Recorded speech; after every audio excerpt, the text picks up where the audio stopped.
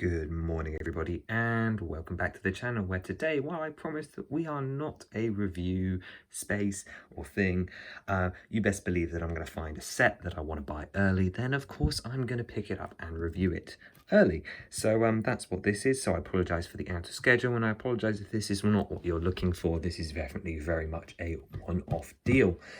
Considering this wasn't offered for review offers. But best believe I'm going to be reviewing the Zelda sets whenever they come out.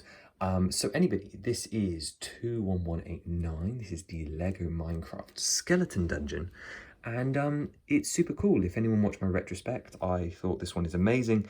And it captures this dungeon structure that's sandwiched between the edge of a lush and dripstone cave. And it does so magnificently. So we're going to show you all the details, show you the play features, and just show you what makes this thing so great. Now, addressing the realism of this terrain generation is probably a bad idea because, well, I don't believe that the luck of this happening where it's exposed on both sides as a structure for this, and then you've got these two different cave structures meeting in the middle is maybe less accurate. However, on an individual level, as far as the three different areas that we have here, all three are perfectly classed and really well researched and then really well represented. So, starting down here over on the left, we of course have the lush cave. And that is represented here with our sand blue bricks representing clay. You've got your water streams dropping down into one of these clay reservoirs using the new 2x2 jumper with stud in the middle. You've got some drip leaves here, and I'll show you the interactivity with those. A spore blossom underneath, which is a fabulous and really accurate build using a pink flower piece, and you've got some mossy vines going up the side. I suppose that could be more part of the dungeon, but it could also be part of the tall flowers included in the lush cave, which are represented up here with these bush pieces. You've got another drip leaf coming up this water column. One thing I definitely don't like is this sand blue paint that sticks through here. However, I understand it's necessary for structural support. Then at the very top, if I move these figures out the way, we'll talk about them later, you can see that you've got this great combination of moss carpets, and then also a little bit of stone poking through every now and again, which is so accurate. I love this little balance. It very much reminds me of the game and how things are constructed. You've got some player entrance, so I think you can imagine that the player has come down this way and then flown down the water stream, judging by these torches which are placed here on jumper plates. These torches are, of course, the normal build that we see, and these things have been around for, what, nearly 10 years at this point, so they're still pretty similar. You get two of them in the set, right here, and obviously these can be placed on any jumper plates wherever you like, so they instruct you in the instructions to put them here and here. However, if you're exploring, you could always come down, put them around the spawner, as is something you would do. But I like the way that they're trailing in sort of a path to make sure, like, almost as if like you have come in from the up lake levels of the cave, come down, and you're going into the depths, and you haven't quite tackled this dangerous area down here. Now, obviously, a lot of this structure is only here to facilitate the play feature, which we'll get to later.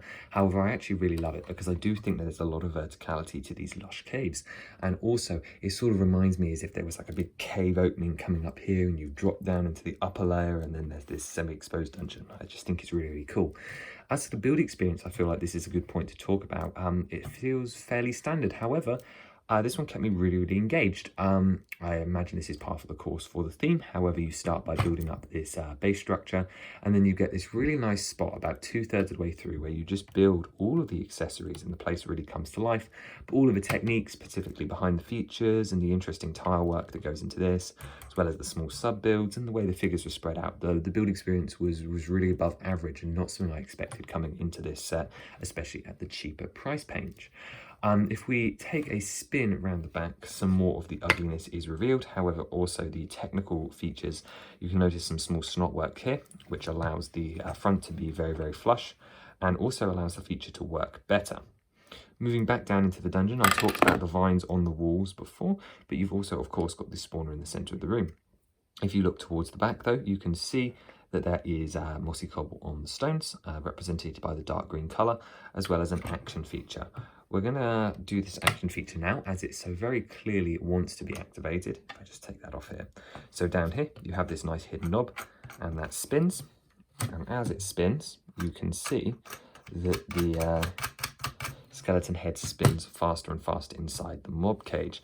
Now, this thing, or the spawner, does not actually rotate. You can technically lift this up. I don't know why you would. It's more just there for decoration and getting that accuracy. However, obviously we can do the accurate thing where in-game this spins and spins faster. And then you can flip the trapdoor. I haven't found a particularly smooth way to do it. Obviously, you could sort of just, you could sort of just push it, but then stuff can get in the way. So you could just slam it and then click it back. Or actually, these panel pieces, they have a little bit of a lip on the inside. So you could sort of pull it around like that. However, I think the most accurate side is, if we start in this position, is just to grab this thing and push, or maybe not that hard, but if you just guide it round, or if it's on this side, just guide it round, and that forms a pretty smooth transition. You can see that from the front here.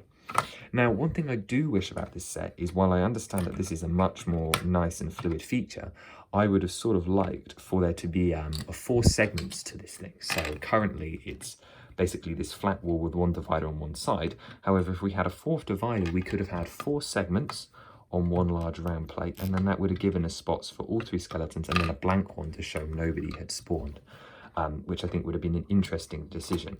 Again, let's move these skeletons out of the way and reveal some more of the details. Of course, spawning rooms and dungeons also have these chests. This is using the new flat chest piece that was introduced in summer for this wave. Or it may have been January, and actually this is the most exciting thing because it actually comes with accurate loot drops. This is something they've been moving towards more and more over the last few years, and I think that comes across perfectly here. So we have 3 things. We have a bone, obviously representing bone meal or a skeleton bone.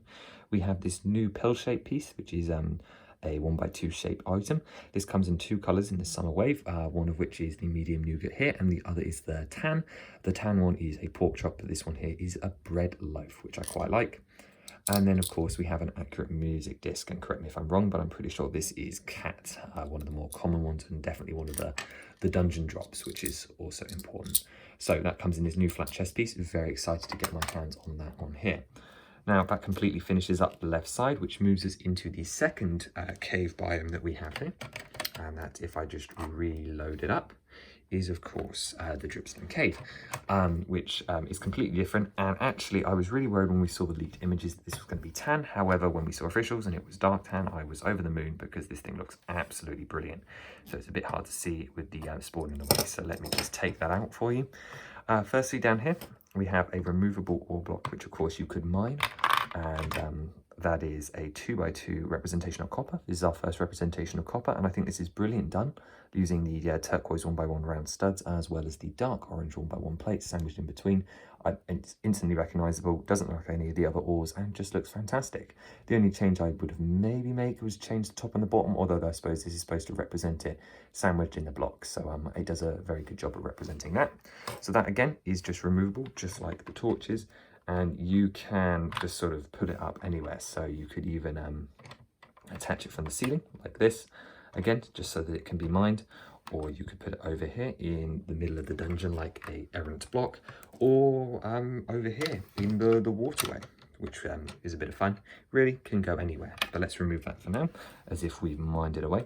And you can see that we have our representation of stalagmites and stalactites, or the dripstone, which is built here using 1x1 bricks with the pyramid piece on top, and those are put at right angles, which add this fairly accurate to the texture, like kind of shape, where it's not a full block and it's not on grid, which really stands out amongst everything out. And I really think this area looks fantastic.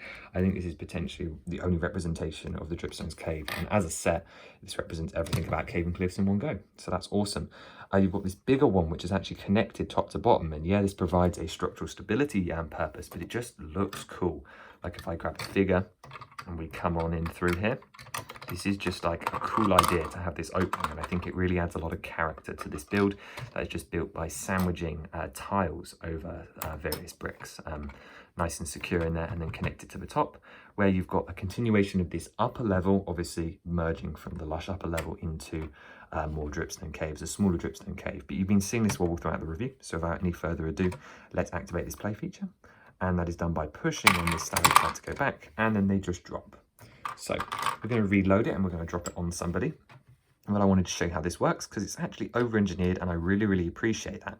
So you may notice this rubber Technic bushing here, and that sort of resists it. But when we reload, we push this back forward, you can see that when we're going to push it back again and drop it on someone, we're going to do it. And you'll notice that this thing sort of snaps into position. So it's upright, and then you sort of push it and deform it.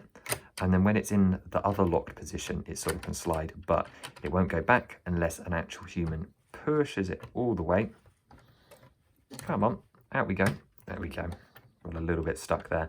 But the point being is this locks it in position, meaning this rod, which keeps these bricks from falling down, can never slide too far backwards, meaning that unless you tilt the set forward, these things aren't going to tip off, which is obviously very important for play. Obviously they do if you tilt it, but that's besides the point. Anyway, we're going to do it again, and we're just going to loosely place you in here, and we're going to see what happens. Oh, you're not going to stand up for me, are you? There we go, you're pretty loose. And voila, it works perfectly. Our skeleton was killed by pointed dripstone. And these blocks are just the same, using the nice inverted tile in dark tan. I think that might be one of the newer recolors for that part. I'm not saying it's exclusive to this set. However, it is still a wonderful piece to have.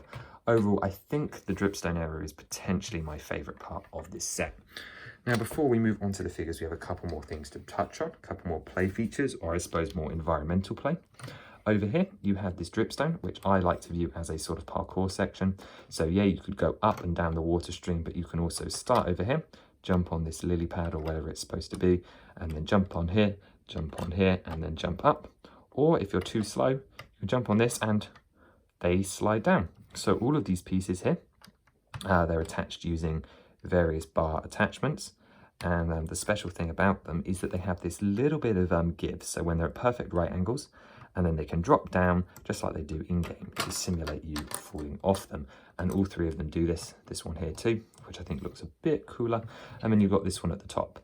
Now, the other really cool thing about these is we're built properly and paid attention. So while they attach to two studs here at the back, you'll notice that the leaf element still sticks within this 2x2 square, which represents one block, which I think is just a really, really nice touch. It would have been really easy for them to bodge it up and say, like, move it forward, and then it would have all been out of alignment. But no, they paid attention and they did it right.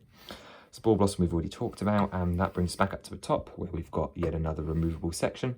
These are of course the Flowering Azalea, which are the same build I believe from the Training Ground, which was the first set to feature them. One thing I definitely don't like is this comparison with the colour. Obviously they had to do these jumpers in lighter green so that people and children wouldn't get confused when attaching the lighter greens here, which worked to great effect. However, it looks a bit more disjointed than I expected, judging from the box, and I was a little bit disappointed with that. Otherwise, a really, really pleasant build that once again sticks within the limits and does everything right. And that pretty much is everything here. I've already talked about the building experience, so the last thing before we move on to the figures is to talk about the spares. You get quite a lot, obviously, all the expected 1x1s, but there are a couple of notable pieces. The first one, of course, being the 1x1 with the skeleton head, which appears inside the spawner. Nice to get a spare of those. The bone element is another pretty cool one.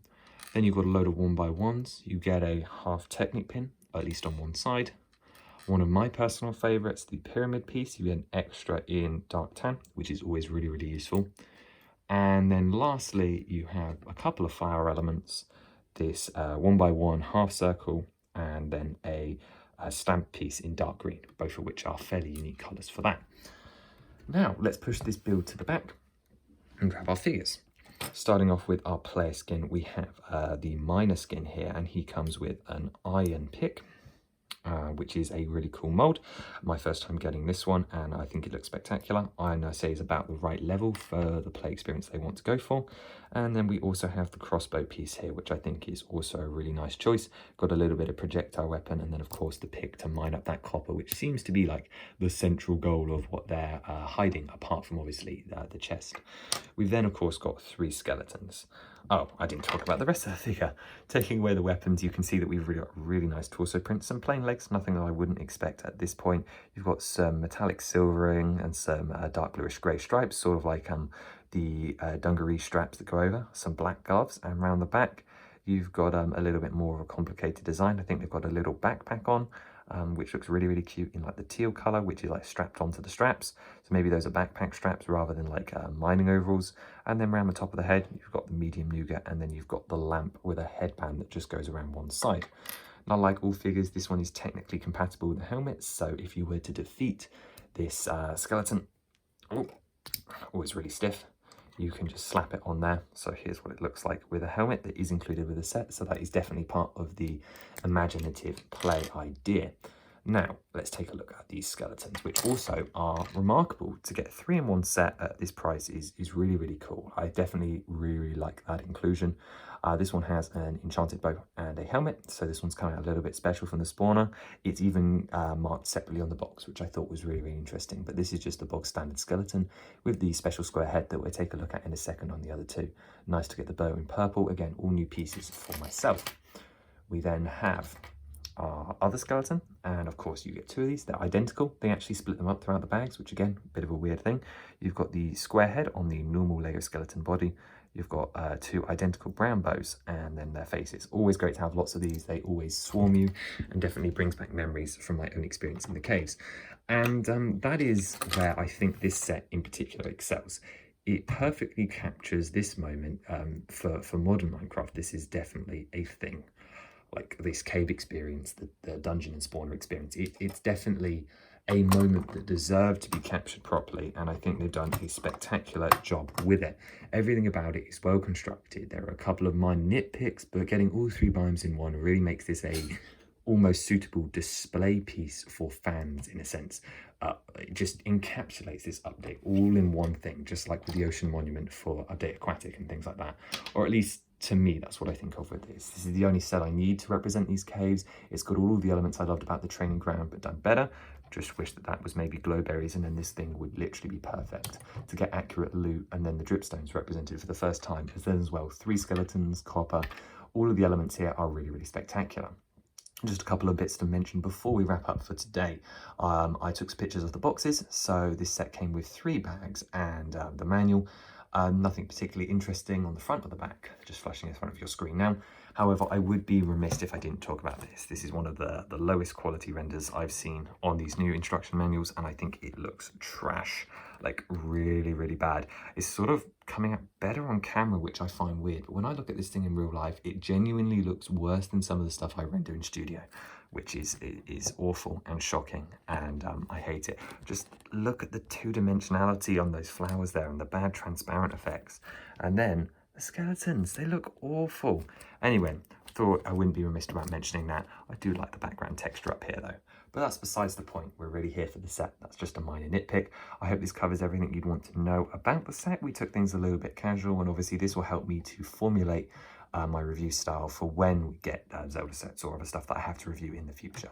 So let me know what you thought of this review, and if you've got any constructive criticism for me, as well as thoughts about this set, let me know down below in the comments. But in the meantime, check out the other stuff we've got on the channel, and I'll see you the next time. Bye-bye.